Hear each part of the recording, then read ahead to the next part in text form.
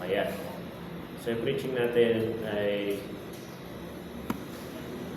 itong preaching na to, may karugtong to sa linggo, pero hindi to part 1, part 2.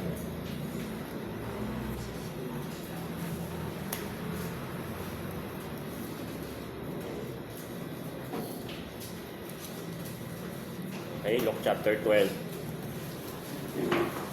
Luke chapter 12, verse 16 to 21.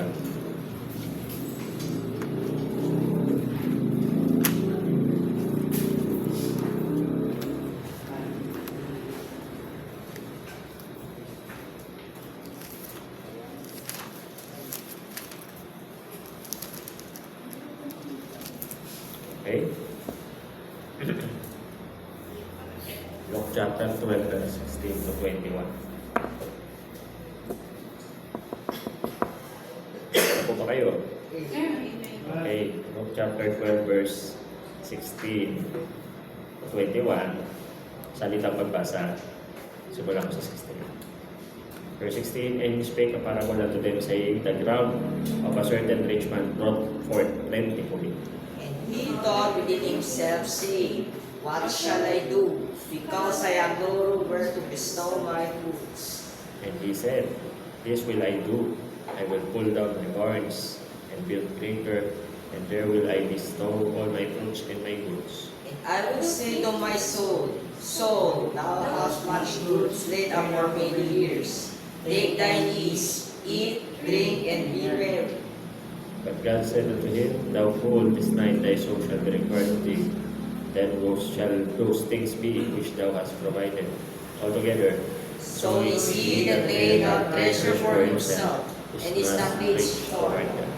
So tayo po ay manalangin. Mapagpalang Diyos, salamat po sa magang ito. Patawad po sa aming mga kasalanan, sa aming mga kamalian, sa aming mga kulangan, sa mga bagay na hindi mo minanais na makita sa amin. Ay patawarin at linisin niyo po muli ang aming isip at puso sa ating mga bagay na yun. At bigyan kami ng patawaran ng Diyos. Tulungan kami sa umagang ito sa aming pag-aaral, muli pong ibangon ang aming pananampalataya, muli pong palakasin ang aming spiritual, muli pong patigdayin at patatagin ang aming mga puso at damdamin sa pamamagitan o ng mga salita mo na nagbibigay ng encouragement sa bawat isa. I pray na gamitin niyo po ako para sa aming lahat. Kami po o Diyos ay magkaroon ng panibagong spiritual energy at enlightenment sa aming mga pagpag-aaralan at magamit namin ito sa aming actual na buhay. Ingatan niyo po kung may parating pa at gawin pong matagumpay ang mabuhat ng gawain ito. Maraming po salamat in Jesus' name. Amen. Okay. So, itong preaching natin ngayon, sabi, your soul above all. Tapos next week, may kadugtong to na preaching. Na ang title naman nun ay Till 70. Okay? Till 70. So, nung inaaral ko to, tapos tinitignan ko yung mga kamay ko, kaya ang dami ng kulubot, kamay na ng matanda. Tignan niyo yung kamay niyo rin. Tinignan mo yung kamay mo, makikita mo na rin ang edad mo. Kasi kung paano kumukulubot ang bawat daliri at balat sa kamay na yan. Pero yung ting kamay na yan, ay marami nang ginawa at tinagal para sa sarili at para sa Diyos. But again, sabi dyan, your soul above all. Kasi ang nais nating tumbukin sa ating mensahe ngayong umaga ay yung pahalagahan natin lahat. Pero ang pinakapahalagahan natin ay ang ating kaluluwa. Okay? So, kung titignan nyo,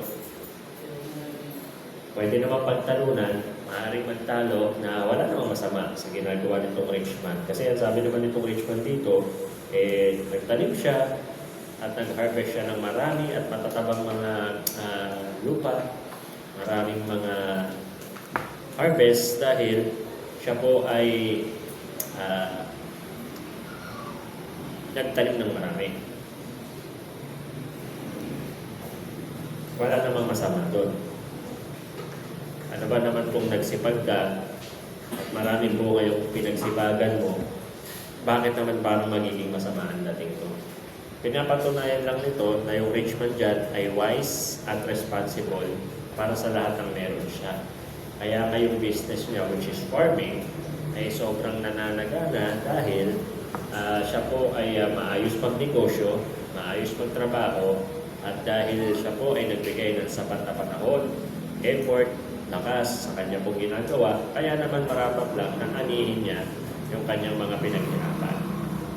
At dito nga sa storya, ito ay tumatakbo sa isang tao na nagtanim, at dahil sa dami ng kanyang hinarvest, gusto niya mag-expand ng barn o yung kamali o yung lagayan ng mga tanim ng mga harvest.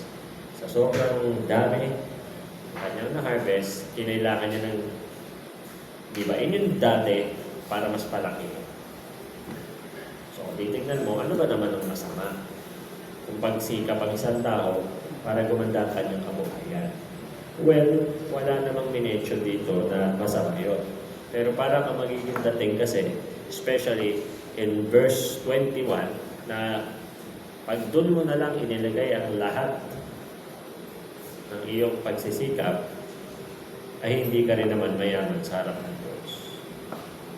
Now, if you'd ask me, masama ba na maghanap buhay tayo at gawin ang lahat para magkaroon tayo ng magandang buhay? Hindi po. Pero, ang tinuturo sa atin dito sa Bible is that baka naman puro doon na lang tayo. Wala na po tayong pagpapahalaga sa ating sariling kaluluwa. Kaya nga, di ba, sabi niya, soul, sa verse 18. 19. Sorry. And I will say to my soul, soul, thou hast much good laid up for many years. Ang dami mong naipon para sa maraming taon. Magpahinga ka muna, uminom ka, kumain ka, at magpakasaya ka.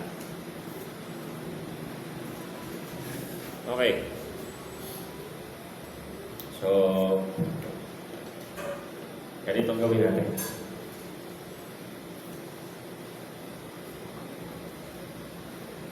Lahat naman tayo dito, excluding the students, nag-grind, humahasil, para magkapaghanap buhay. Para magkaroon tayo ng pampulong sa mga pangangailangan. At yun nga, hindi layunin ng preaching na to na sabihin sa'yo na masama yan. Pero, baka sa kaka-grind natin, sa kaka-trabaho natin, sa kaka-hanap buhay natin, may makalimutan tayo. At yun nga yung kaluluwa natin. Okay? So, kung kaluluwa ko at kaluluwa mo, bakit man napaka-importante ito? Kasi kung titignan nyo sa story ulit, ginawa naman ng farmer na ito lahat ng pwedeng gawin at nagtagumpay siya sa kanyang larangan ng pagsasaka, kaya nga siya maraming inani. Pero bakit parang sa huli, pinatigo siya ng Diyos? Sa verse 20 at sabi sa kanya, hangal ka ngayong gabi, ang kaluluwa mo ay kukunin na sa'yo. So bakit yan ay nasabi? Gayong naghanap buhay lang naman itong farmer. Kasi inasikaso ng farmer ang kanyang kabuhayan, pero kanyang nakalimutan at nakaligtaan ang kanyang kaluluwa. And God is very sensitive about our souls. Yan nga yung soul nga ang tinatapon sa impyerno. At yung soul nga ang napupunta sa langit, hindi naman yung body.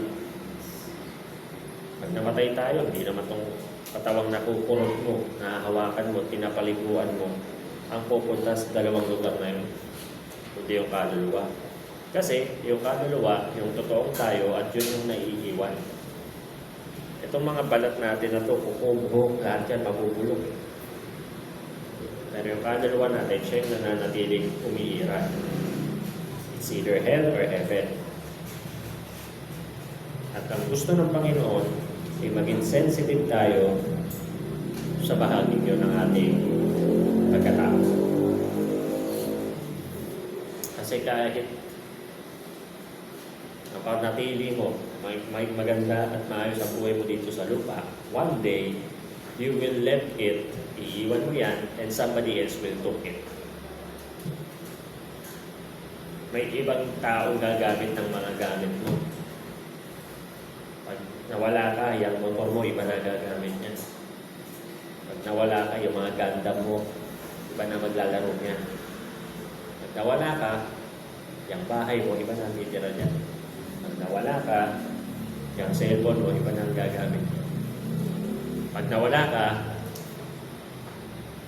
lahat ng pinaghirapan mo, lahat ng meron ka, ibang tao na magmamayari. So, God doesn't want us. Ayaw ng Diyos na tayo po'y humantong sa punto na hinabol natin ang hinabol ng mga bagay ng material, and at the end of the day, para iwan lang natin sa kung sino. Kaya, pinamagatan natin ng mensahe natin, your soul above all. Yung kaluluwa mo, higit sa lahat. So, bibigyan ko muna kayo ng dahilan bakit mahalaga ang kaluluwa. Una, mahalaga ang kaluluwa sapagkat yan ay yung totoo tayo. Hindi ikaw yung katawan mo. Pag namatay ka, iiwan mo yung katawan mo na yan. Totoong ikaw ay yung kaluluwa mo. At yung katawan mo mawawala. At yung kaluluwa mo mananatili. Magpa sa walang hanggan. Impyerno o langit, nasa sa iyo. Pangalawa, yung kaluluwa mo ang makakaranas ng buhay na walang hanggan o kamatayang walang upay. So, kahit ano pang pabotox mo o pa-skincare mo, one day, yung pina-skincare mo at ginastosan mo ng milyon-milyong pagbalat mo na yan, uuurin o susunugin. Kasi iiwan mo siya eh. Isang araw, hihiga ka sa kaba. Isang araw, ipapasok ka sa pugod para i-cremate. Or kung ikaw naman ay organ donor, pag namatay ka, yung mga tira-tira ng katawan mo ang ililibing o susunugin, pero yung mga organs mo, iba na ang gagamit mo. So, depende rin sa inyo yan. Ito, pangatlong huli, ang kaluluwa ay mahalaga dahil ito ay pinapahalaga ng Diyos. Mahalaga sa Diyos ang kaluluwa mo at kaluluwa ko. At mahalaga sa Kanya ang kaluluwa ng lahat ng tao. Kaya, marapat lang na bigyan din natin ng halaga ang ating kaluluwa. Okay? Yung kaluluwa ko ba, Pastor, nag-i-enjoy ito sa mga outing? Hindi. Yung katawan mo lang yun. Sige nga, kaluluwa ka tapos mag-swimming ka, hindi po kung mag-enjoy ka pa. Pero at least, Pastor, wala nang bayad na entrance fee yung kaluluwa, diba? Oo. Pero hindi na rin ka makain ng kaluluwa. Pero ang kaluluwa po, mahalaga yan. So ngayong umaga, your soul above all. Bakit natin dapat bigyan ng pagpapahalaga at importansya ng kaluluwa natin? Tulad nitong rich man, hindi niya nabigyan ng halaga yung kanyang kaluluwa. Kaya ang tanging niyang nagawa ay pasiyahin yung kanyang sarili sa kanyang mga inani. Pero nung sinabi ng Panginoon, ngayong gabi mamamatay ka, parang lahat ng pinaghirapan niya ng maraming taon mapupunta sa wala. So pumasok na tayo sa mensahe. Your soul above all. Una, makikita natin dito sa rich man is nandun sa kanya yung tinatawag na selfish planning. Kasi itong sinabi niya sa verse 17, and he thought within himself, at pinag-isipan niya sa kanyang sarili. Tingnan niyo ano ang gagawin ko? Wala akong lagayan ng mga ani ko. At ang sinabi niya, ganito ang gagawin ko. Iibayin ko yung mga kamalig ko at magtatayo ako ng higit na malaki at doon ko ilalagay yung mga prutas ko at mga ani ko. Puro ko yan. Ang pinagalog mo. sabihin ko sa kaluluwa ko, kaluluwa, magsaya ka dahil napakarami mong ani at kahit ilang taon, ay magkakasya yan. Magpahinga ka, kumain ka, uminom ka, at magpakaligaya ka. Walang masama, it seems. Pero kitang-kita natin na walang ibang nais, walang ibang nakita, walang ibang hangad. Itong si Richman, kundi ang kanyang sarili. Walang bida sa kanya, kundi sarili niya. Wala siyang pinasasalamatan kahit sino, at wala siyang tinataguyod na kahit ano, kundi yung sarili niya. Kumbaga, siya'y bidang-bida sa kanyang sarili. At siya ay naniniwala na lahat ng yan ay nandyan sapagkat siya ay magaling mangalaga at magaling sa negosyo. So bakit nag-selfish? Una, nakita natin, naging selfish yan kasi he did not acknowledge the provider. Nakalimutan niya na meron lang nagbigay niya sa kanya. Pastor, paano nagbigay? Siya nagtanim doon. Siya nag-alaga ng mga halaman na yun. Siya nagdilig doon. Siya nagpataba doon. Siya umaan doon. Kaya meron siya doon. Pero nakalimutan niya na kaya niya nagawa yun dahil may nagbigay ng buhay sa kanya. At alam nyo, ang dami-dami bagay ang provided for para sa atin ay hindi naman natin binabayaran. Ang tubig, ang kuryente, ginagamit natin at binabayaran natin. But how about the oxygen that we breathe? Yung hanging hinihinga natin, wala pong nitrogen. And God provided for us yung hangin niya. O kayo, paano kung pag dito sa ilong mo may nakasabit na metro? Na bawat inhale mo, 300. Sa totoo lang mga kapatid, yung tubig niya na iniinom. Sabihin natin 30 pesos yan, bibilihin natin kasi alam natin kailangan natin. Yung kuryente, pag summer, kahit sobrang init, kahit alam mong mahal ang kuryente, at kahit parang pugo na lumalabas sa ventilador, bubuksan mo yan. Kahit alam mong magbabayad ka pag binuksan mo yan. Pero pag nasa church ka, bukas ka na bukas, wala kang pakialam sa magbabayad. Bubuksan mo yan. Kahit alam mo may bayad. To is the heat. Kasi alam mo, kaya kung nagpalagay ng kuryente, kaya kung nagbabayad ng tubig, kasi kailangan mo sila. At okay lang magbayad ka. Ng mga kapatid, isa lang po ang oxygen sa napakaraming pinoprovide para sa atin na hindi po tayo sinisingil.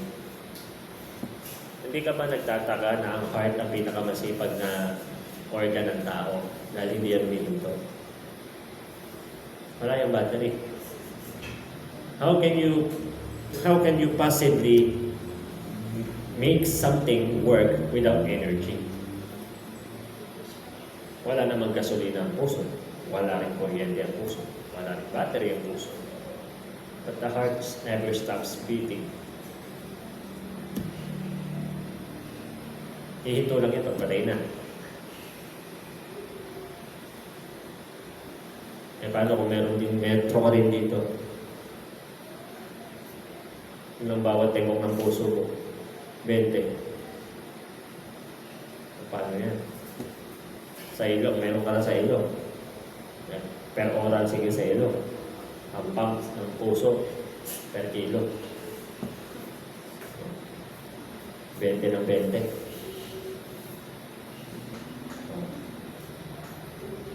Alam ko, malayo sa realidad yung sinasabi ko. Pero sa totoo lang, marami tayong ine-enjoy na hindi naman natin binabayaran. A lot of things are still free. Kaya yung sinasabi na wala ng libre sa mundo ito, sa material yun. Marami po rin po tayong ine-enjoy na libre dahil mabuti ang Diyos. Tignan mo yung pagkurap ng mata mo. Ang purpose ng mata ay to keep your eyeballs, yung pagkurap to keep your eyeballs lubricated. Subukan nyo wag kumurap. Paano kung ganito? May metro din ang pagkurap. Nagtitipid ka. Di ang pagkurap mo ay, kasi ang kada kurap, 25 cents. Ilang kurap ba tayo per minute? Wala akong pambayad sa next billing ng pagkurap Yan. Nga lang, wala ka pang 5 seconds na hindi kumukurap, pang half day na sa mata. At ito pa matindi. Paano kung bawat paglabas ng pupo, may metro na? 1K. Paano kanina wala kang pera? Ilang araw ka na bang di na pupo? 3 days na. Wala kasi akong budget. Naputulan ako. I think it's kind of weird, yung mga sinasabi ko. But come on guys, just come to think of it na merong realidad na ini-enjoy natin ang buhay ng libre. May mga bayad lang yung mga material na bagay at nagbabayad tayo, okay lang. Pero yung buhay natin na to, nabubuhay tayo at marami tayong ini-enjoy mulang biyaya sa Diyos, na binigay ng Diyos, na pinoprovide ng Diyos, and we do not pay a single cent for it. Kaya wag naman tayong puro sarili. Huwag naman tayong palaging nag-iisip ng ako, akin, ko. Just like the rich man, na wala siyang inintindi kung siya, kanya. Hindi mo naman maaabot lahat ng yan kung walang Diyos na nagbibigay sa'yo. Paano kung parang reality game? For you to live another day, you need to pay 25K. Paano ka ngayon yan? Hindi ba ang araw ka naghahagilap ng pambuong ng 25K para buhay ka pa bukas? Kasi pag wala, malilaser ka na lang dito. Hindi ka nakabayad, hindi ka nakapagbayad ng passport mo. Pag di ka nakabayad ng passport mo para sa araw bukas na 25K, tirahin ka na lang ng laser dito. Paano kung isang pamilya pa kayo? Again, as weird as it is, but the reality speaks for itself, na nabubuhay tayo and a lot of things are still free. And that's what we call grace.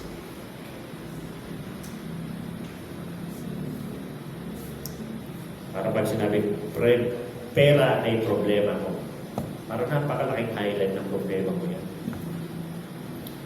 Pero okay lang na wala kang pera, basta wala ka sa ospital. Pero yung may pera ka nga, nasa ospital ka naman. Alam niyo ba maraming mayaman naghirap dahil nasa ospital?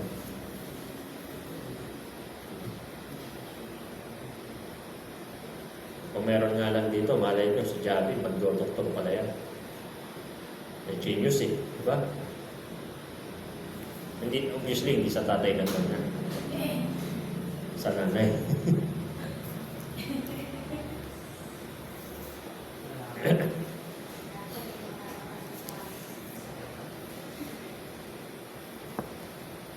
But again, we don't need to plan ahead for ourselves and all for ourselves. Kailangan ina-acknowledge din natin yung provider, and we should be also awareness for others. Na meron din po tayo awareness na hindi lang ikaw ang nabubuhay sa lupa. At hindi lahat ng bagay ay sa iyo. Learn to share. Minsan kung sino yung pinakamayaman, sila yung madami. Kung sino naman yung pinakawala, sila pa yung napaka-generous. But again, there is one person that we deprive so much ng generosity na dinedeserve naman yun. Kasi kung babalikan mo yung story, saan ko ilalagay? Alam ko na, iibain ko.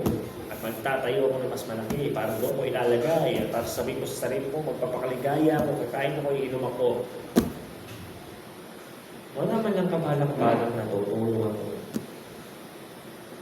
Ako naman ay tutulong sa iba para makaangat din sila. Basta ako nakaangat na, wala na akong pakialam sa iba. That's what selfish people does.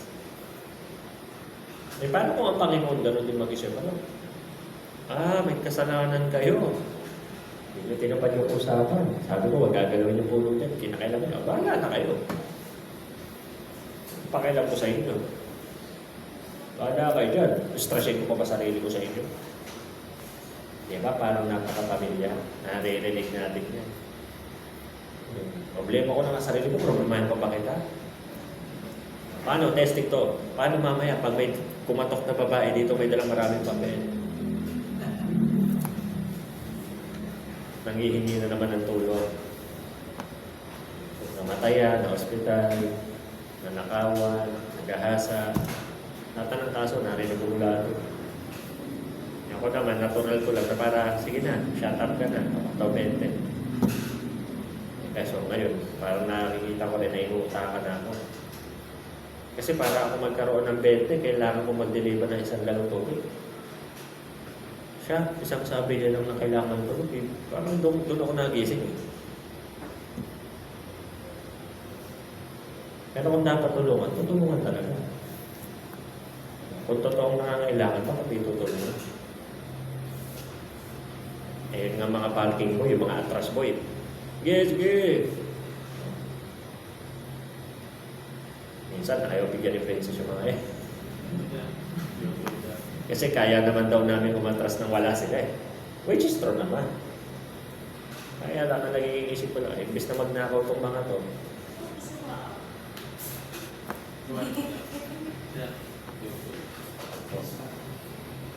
Imbis na magnakaw itong mga to. Kasi, naintindihan ko si Princess sa side niya. Kasi tinan mo, easy money. Ganun lang ako sa'yo, may 5 na ako. Eh para magka-5 ako, kailangan ko ng ganito karaming tubig na ilalagay ko sa galon. Kailangan ko ng isang tao pupunta sa tubigan. At may nagpunta nung isang linggo eh. May dalang malaking lagay ng tubig na gano'n, na baunan. Nakakotse. Akala ko kung sino maraming galong bibili. Pagbaba, isang galong malit lang na. Sabi ko, yan, pabili ko, pambaon lang namin tubig. Nakalimutan namin. Bibinentahan ko. Nga magagawa eh. Laki ng baunan eh. Tapos binigyan ako 5. Para ako magkalima, kailangan ko isindi yung kuryente ko, isindi yung tubig ko. Paghugas ng lagayan. Tapos siya, para magkalima, ganun lang. Yeah! 5. Kaya mula din nung nag-business ako, naisip ko yung bawat centime. Kasi nga, ang daling gastos eh. Pag kumain ka sa labas, sabihin na natin 120 yung meal. Para magka-120 ako, kailangan ko mag-deliver ng 4 na gano'n. Tapos ang deliver pa yun doon sa pababa. Si Abby mag-deliver. Isa parang sa bawat galon na binibenta namin, 5 piso ang kay Abby dahil binasahod niya. Gasolina pa ng motor. Gastos pa ng mga sira ng motor. So, tinan nyo ha, hard-earned money, but some people take it na walang kahirap-hirap. Kaya maging matalino rin kayo sa iboboto nyo. Yung gaano kalalaki yung tarpaulin yan. Hindi kaya babawiin yan pag nakaupo na. Lalaki ng tarpaulin, magugulat kayo, laki-laki ng mukha eh. Hindi ko sinasabing belong yun dito, pero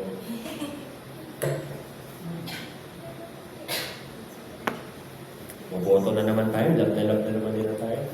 Kamay dito, kamay doon na naman sila.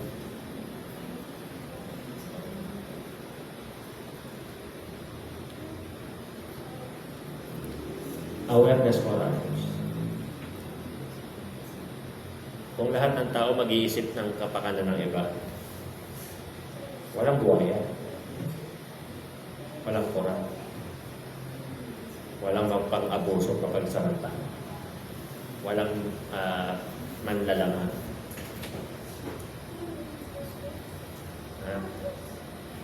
And that is what the first lesson that this passage is teaching us.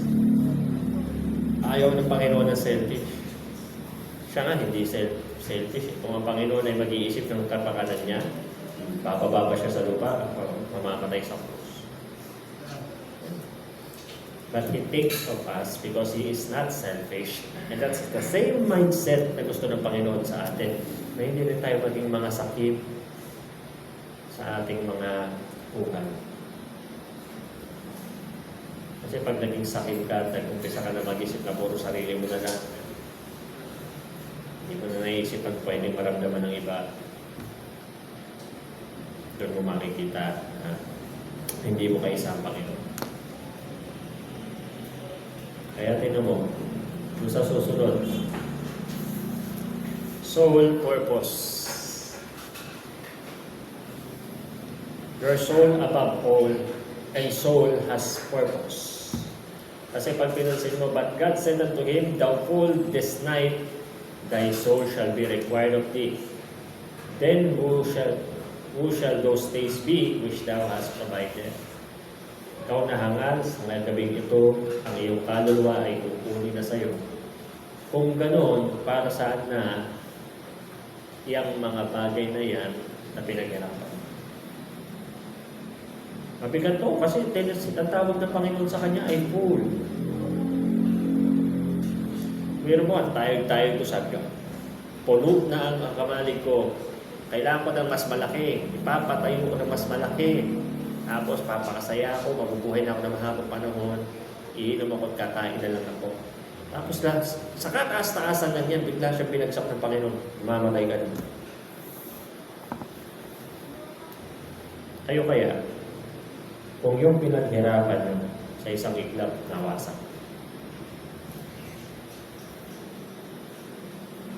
Sa isang iglap. Paano na lang po si Princess? Binalot niya lahat ng order at nag-meet up siya. Kahit doon isa, walang dumami. Ano mararamdaman mo? Paano na lang kung si Abby? Lahat ng gano'n na nilagyan, pag-deliver niya, hindi nagbayad na. Paano na lang kung si Andrew? Lahat ng gandag niya, wala nang ulo.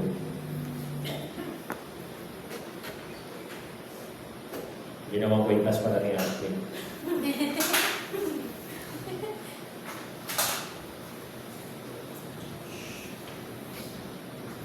Di ba ang sakit na lahat ng pinaghirapan mong makita mong nawasak? Ano kaya yung pakiramdam ng rich man dito habang sinasabi ng Panginoon sa akin, mamamatay ka na? E di hindi na matutuloy balak niya pagpapatayo ng malaking kamali. E di hindi na matutuloy balak niya pagkain. Hindi na matutuloy balak niya pag-inom. Hindi na matutuloy balak niya pagpapasaya. Wala na matutuloy sa balak niya. Kasi mamamatay ka.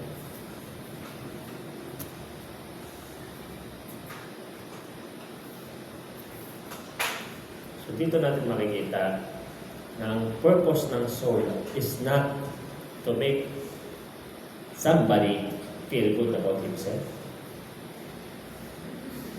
Itong verse na to, maganda to, itong Psalms 90 verse 10. The days of our years are 3 years and 10. And if by any reason of strength they be 4 years, yet is their strength, labor, and sorrow for it is soon cut off, and we fly away. Alam nyo ba na maximum of 80 lang ang buhay? Sabi ng talata niya. What is 1 score? 1 score equals 20. So 3 score means 60. Eh sabi pa, our years are 3 score years and 10. So that's 70. Kaya nga sa likod, ang title ng preaching, gagamitin yung teksto na yan, is still 70. Hindi yung kanta, ha? Loving you to 70.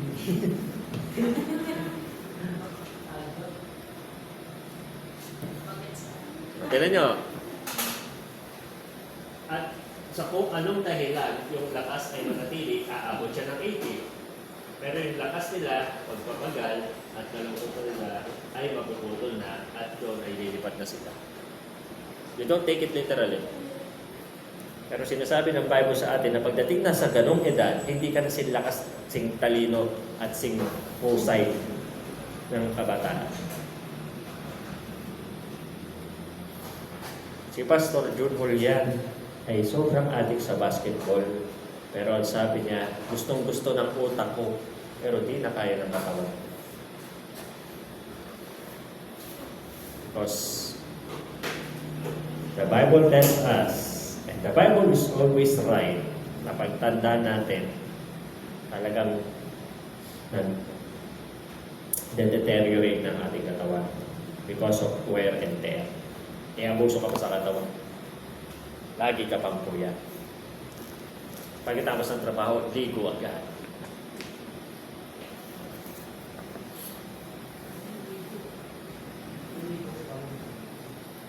Ano ang pinaka na-abuse na organ natin?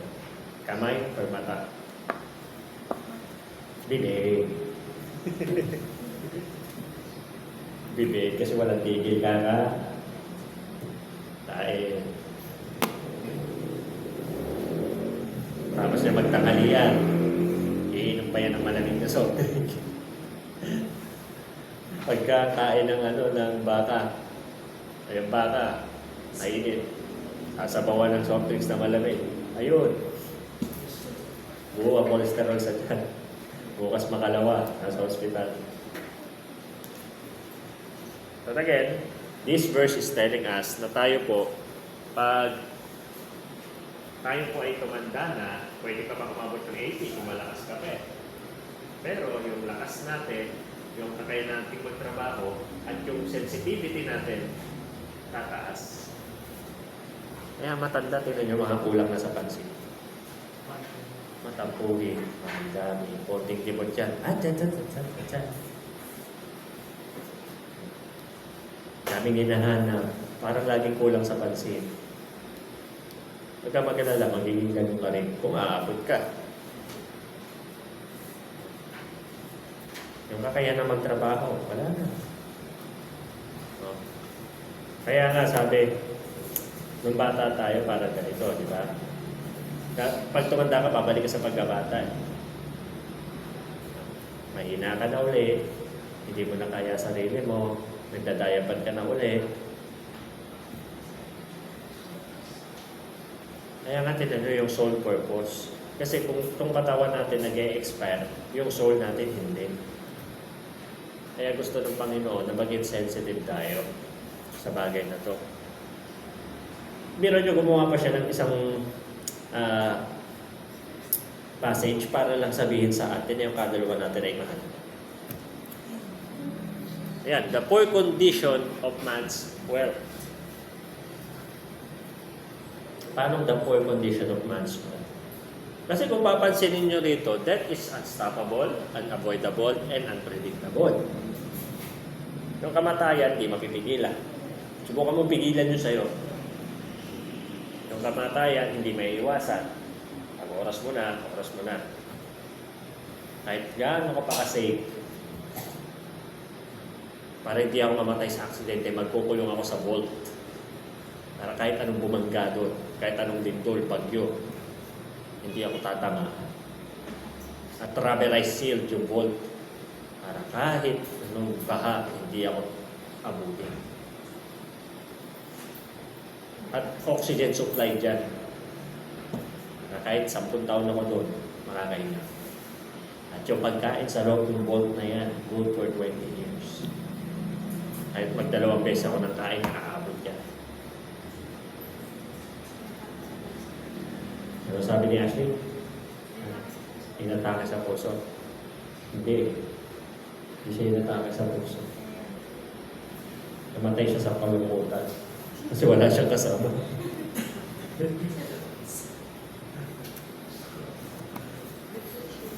Mga kapatid, the reality is that whatever we do, we cannot cheat by them. Kahit anong gawin natin, hindi natin madadaya ang kamatayan. Darating at darating ito sa atin kahit anong gawin natin. You need to accept the fact that you die.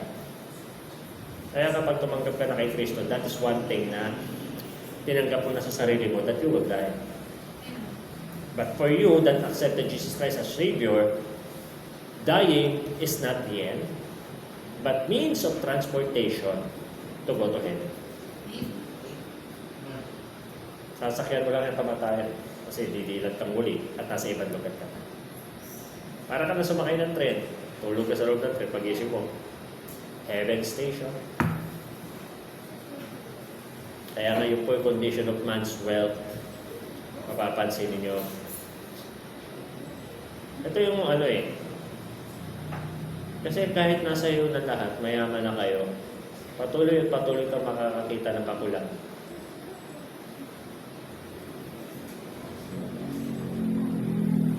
Ganyan ang ginagawa sa atin ng market. Nag-launch ng motor na umaandar, basta umaandar, carburetor, air-cooled, okay na yan. Nagagamit naman, noong araw naman, wala naman yung mga liquid-cooled na motor na yan. Desusi lang. Okay na. Ngayon, nauso yung remote. Nauso yung merong, liquid-cooled. Naging digital panel. So ngayon, parang necessity na to. Kahit alam mo naman na magagamit mo rin yung motor na walang magan. Ngayon, bago na naman, may turbo na. May turbo na. Yung motor, may turbo na. At hindi at titigil dyan. Ngayon, yung cellphone, pwede mo na i-connect sa digital panel ng motor. At syempre, ikaw, kahit may motor ka na maganda, uy, ganda nito. O, relate ako yan. And then, dyan mo makikita na ang tao talaga, pagdating sa material, at patuloy tayo minamarket ng mga kumpanya. Patuloy din tayong kakagat sa mga bagong labas nila. Kaya hindi tayo makukontent. Baka sabihin nito mga lalaking kasama natin, kami lang tinitira. Mga babae din naman. Dami ka naman damit eh. Ayaw mo pa manahin. May mga ilalabas na bago. May magte-trending na bago.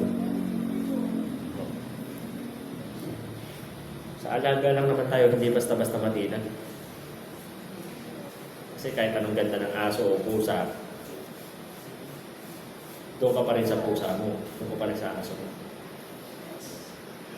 Kaya kagabi, nagpaligo ako ng 6 na aso.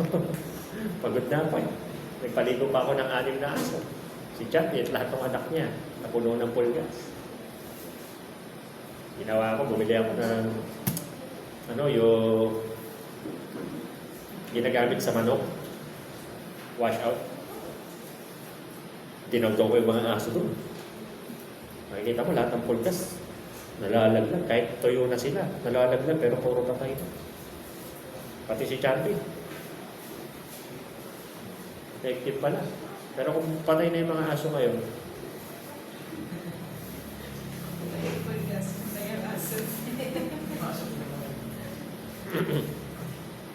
but again, going back, ayan po yung poor condition ng man's wealth. Because even the wealthiest can't stop finding and seeking for new ones. Magbabanggit ako ng 2 mayaman, si Bill Gates. Saka kalimutan ko yung may-ari ng Tesla. Si Elon Musk. Kunti na lang, Elon. Kunti na lang. Ang yayaman na ng 2 na yun.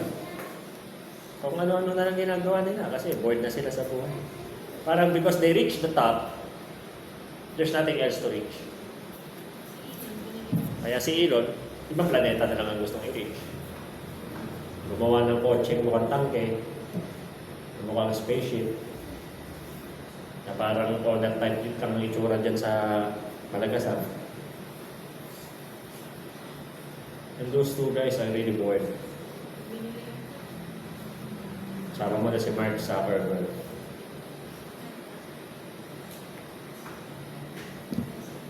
Ano pa bang meron? What is there to reach when you reach the top? O, sabihin natin si Albert, yumaman ka ba? Ikaw na may-ari na lahat ng factory ng kortina.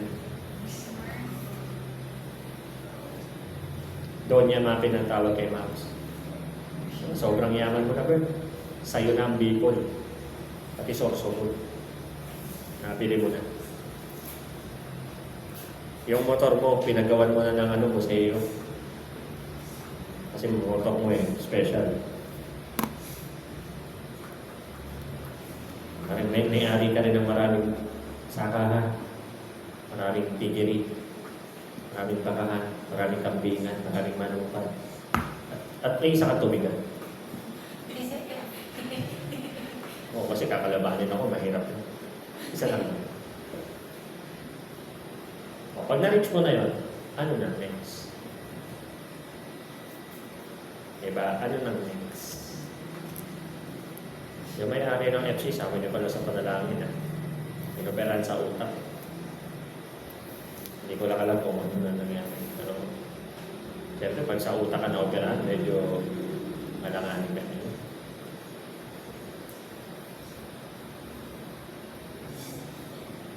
Tignan nyo, the point of life Jesus is making. Ang sinasabi ng Panginoon dito, yung soul nyo, hindi yan ang purpose niya. Kaya ko kayo nilikha para masihan kayo. Kaya ko kayo nilikha para masihan ako.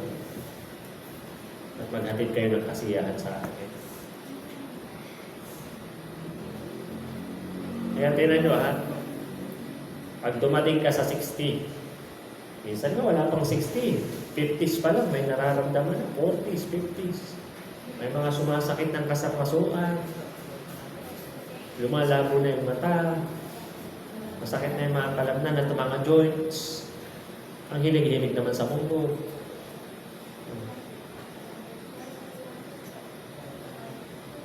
Yan yung verse na yan. Matagal nang sinabi ng Bible na sa mga edad na yan, makakaramdam ka na talaga ng mga pagbabago. Deteriorate na talaga ang katawan.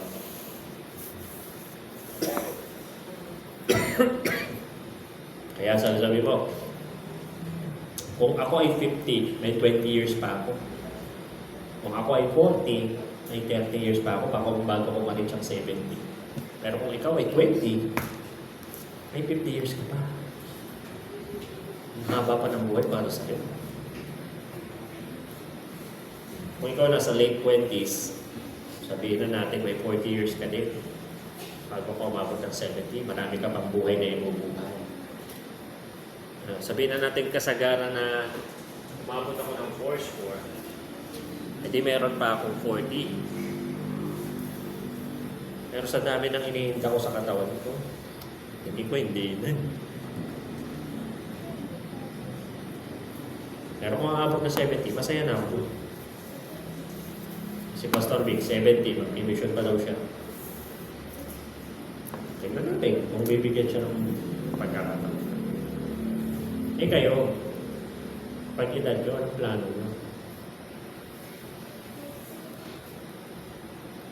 Pag tinignan mo yung mga magulang mo, tumatanda sila.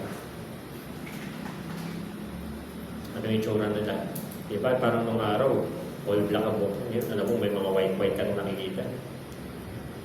Nakikita mo yung mukha nila dati, batatap ngayon, parang medyo kulugot na. Pag magaling yung noon, dami na rin buhay. Sabay hawak sila sa mga noon nila.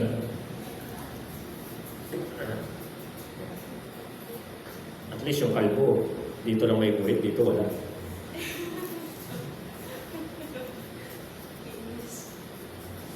Ang point of life ng kinikreate ni Jesus dito is that tayo may binigyan ng soul, not to please ourselves, but to please God.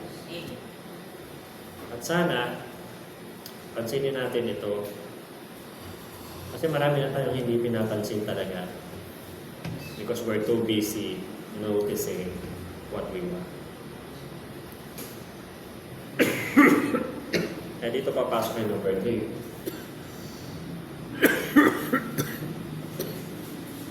Your soul above all.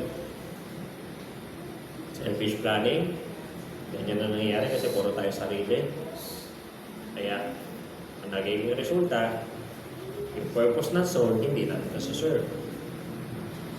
Kaya tuloy yung Panginoon, dito sa arrangement na to, hindi siya natuwa.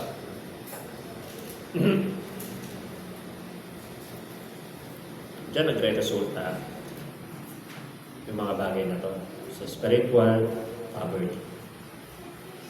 Kaya tama-tama yung binanggit sa verse 21 ng teksto natin. So is he that layeth up treasure for himself is what? Is not rich toward God. Because the Bible tells us that no matter how rich you are, if you are poor in God, you're not. Aanin mo nga naman ang lahat. Kaya sinunod dyan sa verse na yan, di ba? Sa verse 21.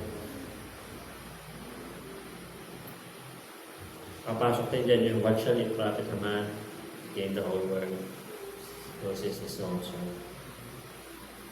Is getting rich that bad? No. But most of us are not trustworthy of riches. At yan po ang katotohanan.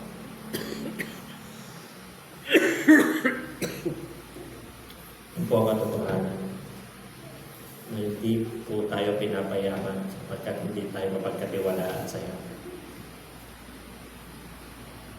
Pero kung ano naman gusto talaga yumaman, basta walang utang, kumakain ng maayos, may motor na hindi ka karag-karag. Ngayon, yung motor ko karag-karag. Gusto ko na isuli. Ay, hindi mayaman. Basta nakakapunta sa SM kahit paano. Para kumain ng rami na tag 150. Hindi dahil. Hindi mo nga hilig yung Starbucks tulad ng ibang kilala natin dito. Brand.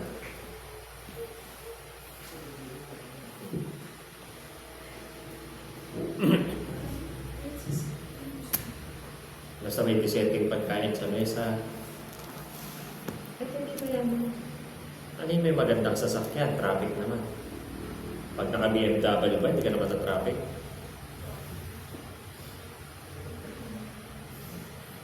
Pag maganda ang damit mo, branded, nakakapogi ba yan?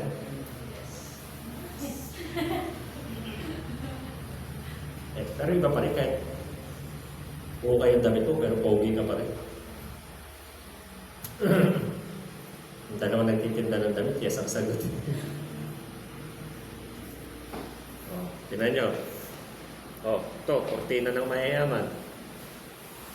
Ano ginagawa nito rito sa simbahan? Si Albert kasi. Ayun, kortina ng mahirap.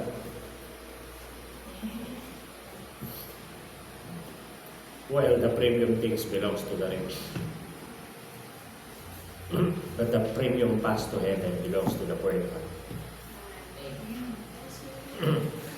Diba sabi ng Bible sa Matthew chapter 8? Diba yung sa ano? Blessed are the pure in heart, for they shall see God. Blessed are the poor in spirit, for theirs is the kingdom of heaven. Because rich people has rich spirit because they think not of anyone else but themselves. Kaya nga making the soul less important. Rich people, richness, wealth, makes people think na mahalaga material, yung kaluluwa. Naalala ko yung sabi ng boss ni Andrew dati, yung sinishare niya. Yung may-ari ng advanced security systems. Sabi sa kanya, Iho, sa'yo okay yan kasi bata ka pa. Okay yan sa'yo mga ganyan. Pero ako, alam ko na lahat dito sa mundo. Hindi ko na kailangan. Look at how wealth and pride does to people. Na ganun sila mag-isip. Hindi nila kailangan yun, basta meron sila nung kailangan. The same people that will tell God, Lord, pati mo akong pinalala.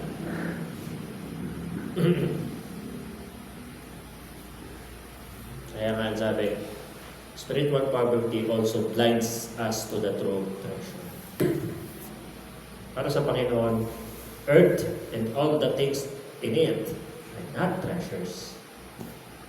Because one day, every treasure, every building, every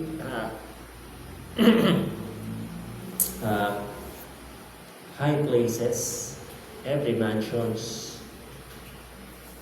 every top cars, every great places, lahat-lahat ng nakikita niyong maganda, magara, magarbo, mayaman dito sa lupa ay nakatakda na kung ano katapusan sa Book of Revelation. So kahit anong laki ng Philippine Arena, one day babagsakin niya ng hailstone.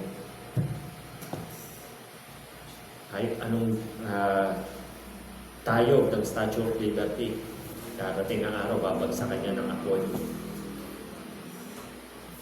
Yung mga pangarap kong lugar na gusto mong puntahan, lahat yan, sisirain ng Panginoon. Kasi, sisirain niya ang mundong ito at papalitan niya ng bago. Kaya nga may tinatawag na new heaven and new earth. Paano magkakaroon ng new kung may old pa? And then the Lord will reign for 1,000 years. So kung ikaw nag-iisip-isip na marami akong balak sa buhay ko hindi mo naman sinasabing itapon mo yung pangarap ko. But the Bible is telling us na huwag mong kalimutan yung pinakamahalaga. And that is your soul. Remember, Jesus didn't die for anything of this world but your soul. Hindi siya namatay para sa mga possessions. Namatay siya para sa kaluluwa. At yung nasa-save, hindi naman yung pera, yung kaluluwa. Kaya nga, sabi, blinding us to the true treasure. And the treasure is our soul.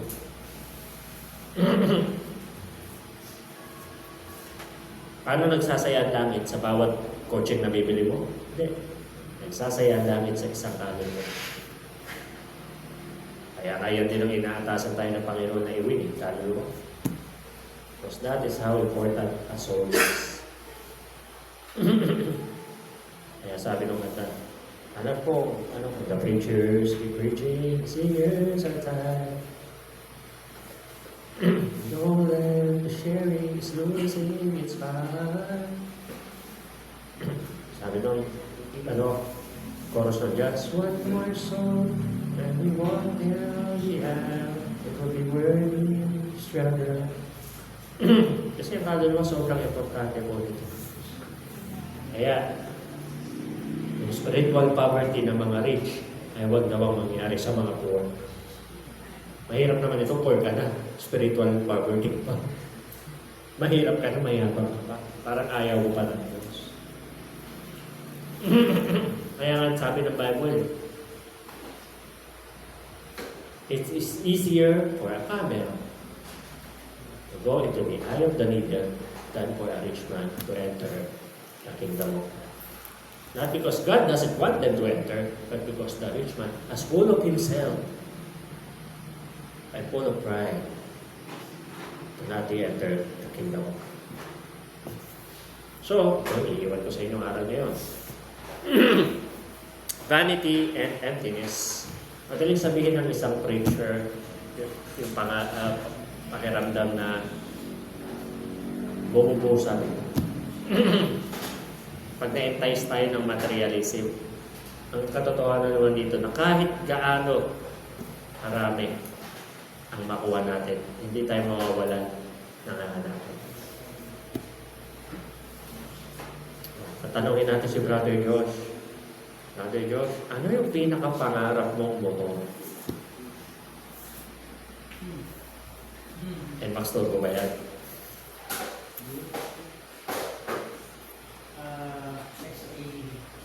XADV. Parang toting kayat ka dun, ah. XADV 750cc. Hindi na, kahit sa SLEX, NLEX, pwede ka na. Si Abby, tanongin natin, Abby, ano pangarap mo motor, B?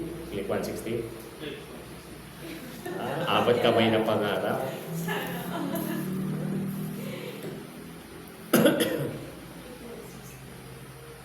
Oh.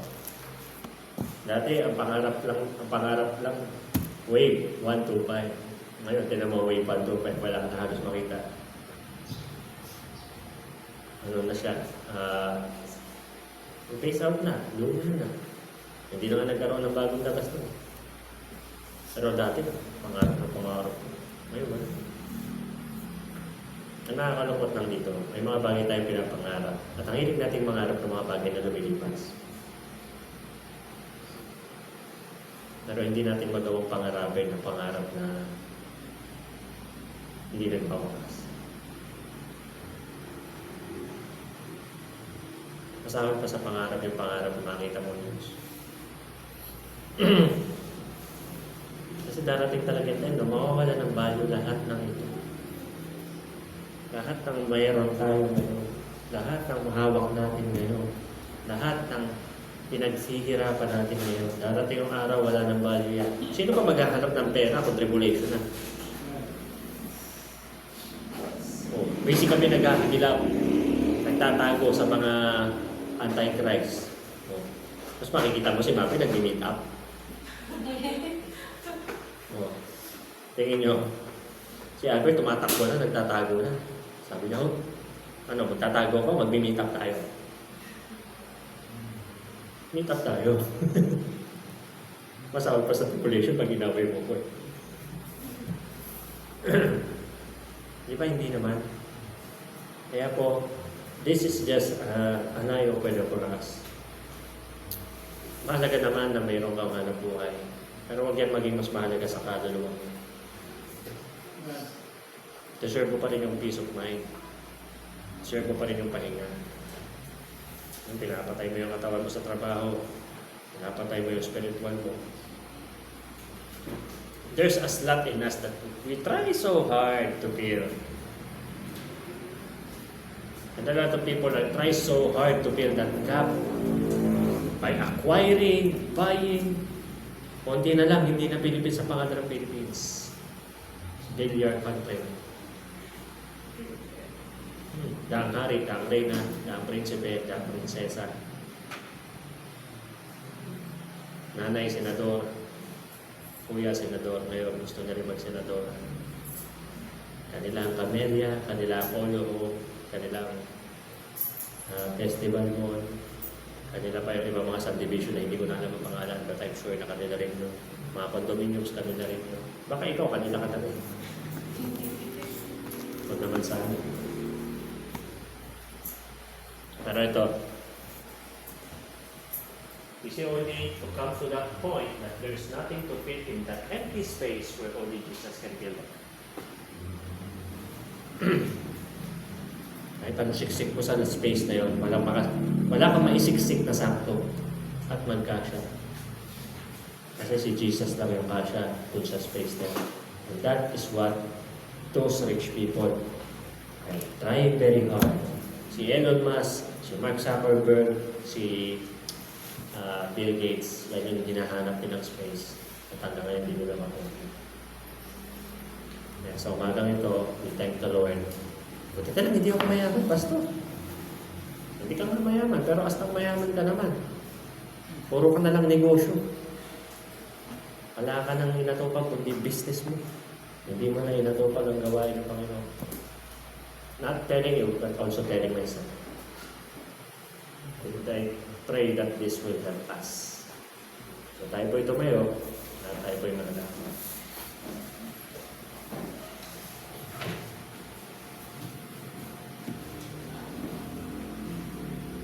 Maraming Diyos na nakila sa lahat. Salamat po, Panginoon, sa iyo pong buhay, sa iyong kalakasan, sa iyo pong pagbibigay ng linaw. Patuloy na pagtuturo ng inyong mga salita sa amin, sa bawat linggo. Ngayon nga po, Diyos, na hindi kayo nalulugod sa taong nabubuhay para sa material na bagay at nabubuhay para sa kanya lang sarili. Hindi kayo, O Diyos, ay sensitive sa kalalagayan ng kaluluwa, Panginoon, hindi dapat pinababayaan, hindi dapat sinasantali at hindi dapat i-deprive sa mga bagay na kailangan ito. Hindi lagi itong pantayan, tingnan, alagaan, protektahan, at hayaang maturuan ang mga salita. Salamat, Panginoon, dahil lagi kayo nagtuturo sa amin mga bagay na dapat namin malaman. Makita namin na ang kaluluwa ay nakamahalagang bagay na mayroon ng tao, na ang aming buhay, Panginoon, ay limitado lang at may hangganan, at kailangan kami maging sensitive sa katotohanan ito dahil baka maubos ang aming mga oras sa mga bagay na walang kabuluhan. At salamat po dahil meron kayong mga salita na nagbibigay sa amin ng ilaw para makita namin hindi lang ang nasa harapan, kundi ang nasa tulo ng daan. Upang makalakad kami ng maayos, Panginoon, iwasan namin ang mga mas malalaking lubak at makarating kami sa panonooan. Salamat po dahil kahit hindi kami mga mayayaman, ay may salita ka na nagpapayaman sa amin sa spiritualidad. Alam mo po, Panginoon, na kailangan din naman namin ng pinansyal, kailangan din namin ito para mabuhay. Ngunit palagi ko kami babantayan at tuturuan na ito ay kailangan lang at bahagi lang ng pangailangan at hindi ang pinakakailangan ng tao.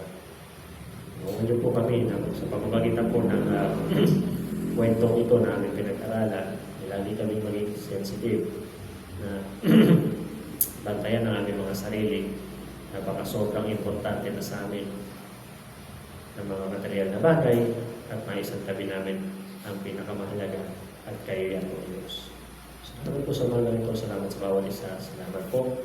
At nakapag-aral kami ng salita mo, I pray na ibaon namin ito sa aming balik sa kanya-kanya namin mga buhay. At tulungan niyo kami ang simbahan ito. Alam mo po na maraming mga suliranin at marami din ang mga tinatamad, yung mga eskola at pinag-pray ko po sila. Tulungan niyo kami sa anong dapat namin gawin sa kanila. Kami naman mga narito ay nag-pray, Panginoon, na tulungan mo manatiling matayo at nagpapatuloy. At mga kapatiran namin na wala ngayon, ingatan niyo po sila at ibalik sa gawain. Tulungan niyo rin po ang gawain ng mayroong hapon, ang practice, maging sa mga bata mamaya na dito sila, at maging maayos po ang gawain sa kabuuan. Dalangin po namin ang aming bansa, ang aming Amazing Grace Family. Pinag-pray po namin ang ibang churches ng Amazing Grace. Pinag-pray din po namin kung magiging gawain sa Batangas sa inyong kalooban, sa inyong panahon. Na ito po ay karoon ng katuparan. At tulungan niyo rin po kami, Panginoon, sa mga gagawin ko na. Maraming po salamat, Lord, in Jesus' name. Amen. Praise God from